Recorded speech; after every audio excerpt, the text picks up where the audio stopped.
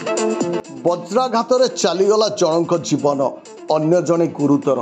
ଭଦ୍ରକ ଜିଲ୍ଲା ଆଗରପଡ଼ା ଥାନା ଅନ୍ତର୍ଗତ ସାହୁପଡ଼ା କେନାଲ ପୋଲ ନିକଟରେ ସାହୁପଡ଼ା ଗ୍ରାମର ଅମର ସେଠୀ ବୟସ 29 ନିଜ ଜମିରେ ଚାଷ କାମ କରୁଥିବା ବେଳେ ବର୍ଷା ସାଙ୍ଗକୁ ବଜ୍ରପାତ ହୋଇଥିଲା। ଏହି ସମୟରେ ଚାଷ ଜମିରେ କାର୍ଯ୍ୟ କରୁଥିବା ଅମର ବଜ୍ରାଘାତର ଶିକାର ହୋଇ ଗୁରୁତର ହୋଇପଡ଼ିଥିଲେ।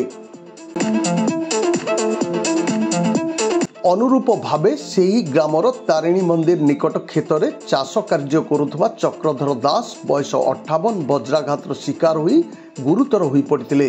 ଦୁଇ ଜଣଙ୍କୁ ସ୍ଥାନୀୟ ଲୋକେ ସଙ୍ଗେ ସଙ୍ଗେ ଉଦ୍ଧାର କରି ଆଗରପଡ଼ା ଗୋଷ୍ଠୀ ସ୍ୱାସ୍ଥ୍ୟ କେନ୍ଦ୍ରରେ ଭର୍ତ୍ତି କରିଥିବା ବେଳେ ସେଠାରେ ଡାକ୍ତର ଚକ୍ରଧରଙ୍କୁ ମୃତ ଘୋଷଣା କରିଥିବା ବେଳେ ଅମରଙ୍କୁ ଗୁରୁତର ଅବସ୍ଥାରେ ଚିକିତ୍ସା କରାଯାଉଥିବା ଜଣାପଡ଼ିଛି। ଖବର ପାଇ ଘଟଣାସ୍ଥଳରେ ଆଗରପଡ଼ା ପୋଲିସ ପହଞ୍ଚିଥିବା ସୂଚନା ରହିଛି।